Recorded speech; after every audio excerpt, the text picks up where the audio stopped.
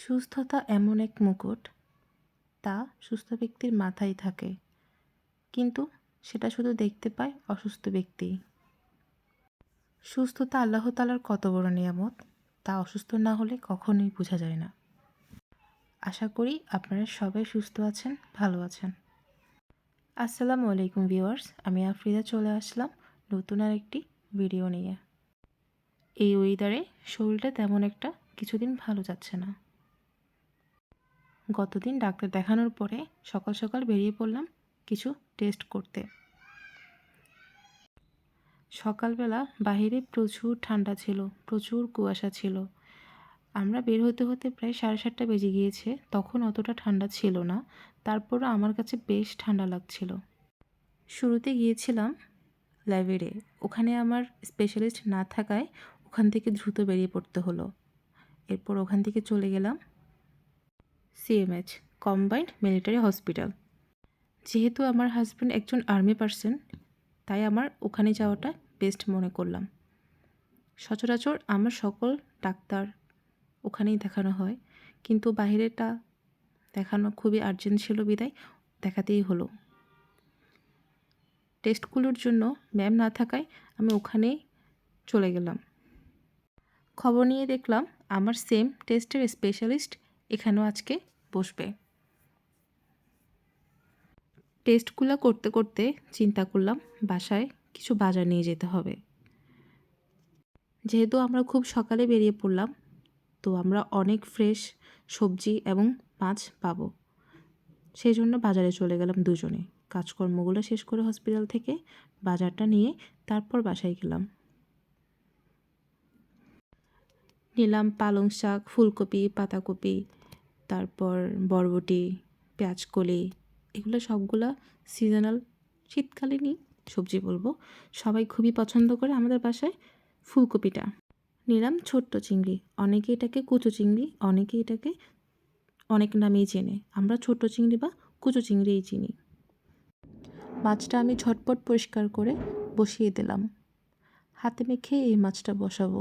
আমার এই মাছে বেশি একটা কিছু ব্যবহার করি না আমরা টমেটো, কাঁচামরিচ কুচি, পেঁয়াজ, তারপর বেশি করে ধনিয়া পাতা।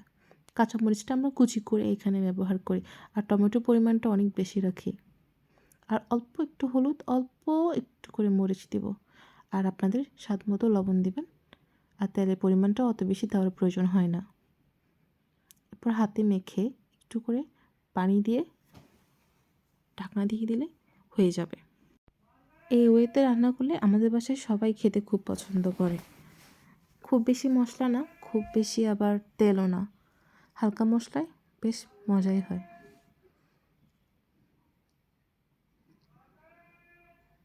ছোট এই চিংড়িগুলো বেশি সময় ধরে রান্না করার তেমন একটা প্রয়োজন হয় না।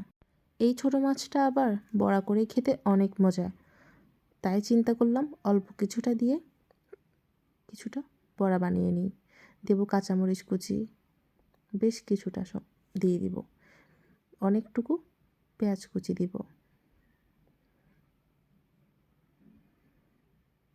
এরপর দিব লবণ, এরপর অল্প একটু হলুদ গুঁড়া, আর একটু দিব মাছের মশলা। এইসব বড়াগুলো একটু ঝালঝাল হলে ভালোই হয়। এরপর আমি দিব চালের গুঁড়া। চালের গুঁড়া দিলে হয় কি, অনেক মুচমুচে হয়। চালের গুঁড়া দেব আমি 2 চা চামচ।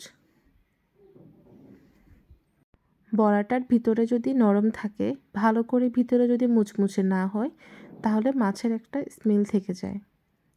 ও আচ্ছা, আমি এখানে আবার অল্প কিছু ময়দা দিয়েছি। এরপর দিয়ে দেব বেশি করে ধনিয়া পাতা। ধনিয়া পাতার সুঘ্রাণটা এখানে বেশ ভালোই লাগে আমার। এরপর সবগুলো আমি একসাথে শুকনো শুকনো মেখে নেব। এরপরে একটু করে পানি দেব। এরপর দেখুন আমার মাছটা অনেকটা হয়ে এসেছে। যেহেতু মাছটা হয়ে এসেছে, এখন দিয়ে দিব ধনিয়া পাতা। ধনিয়া পাতা দিয়ে কিছুটা সময় ঢেকে রেখে নামিয়ে ফেলবো। দেখুন কালারটা অনেক সুন্দর এসেছে। পাশাপাশি আমি রান্না করেছি পালং শাক দিয়ে চিংড়ি মাছ, যেটা আমি সময় স্বল্পতার কারণে দেখাতে পারিনি। আপনারা সবাই ভালো থাকবেন, সুস্থ থাকবেন, নিজেদের খেয়াল রাখবেন এবং আমাদের পাশে থাকবেন। লাইক, কমেন্ট, শেয়ার করবেন। আসসালামু আলাইকুম।